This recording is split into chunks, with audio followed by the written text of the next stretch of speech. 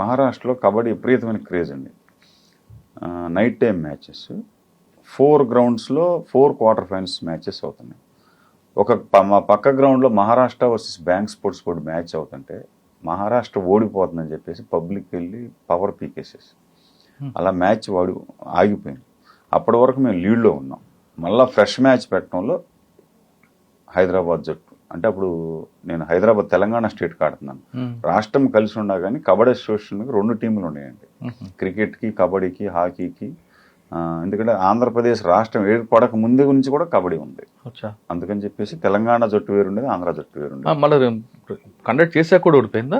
Second time మేము ఓడిపోయాం. First time అయితే జగదీప్ దగ్గరికి వచ్చేసాము, అది నేరులో 2 పాయింట్స్తో ఓడిపోయాం. సెకండ్ టైం అంటే వాళ్ళు పవర్ తీస్తారు అక్కడ.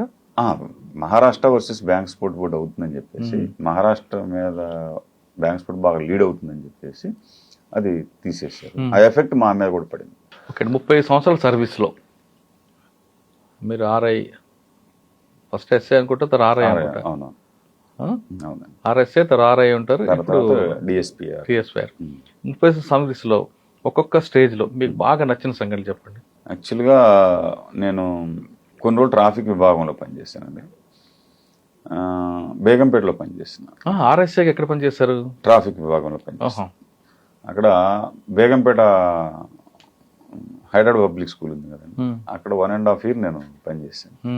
ఉదయాన్నే స్కూల్ పిల్లలకి వచ్చి మేము అక్కడ ఉదయం బిఫోర్ అంటే 8 o'clock కల్లా అక్కడ మేము డ్యూటీలో ఉండేటువంటి వాళ్ళం.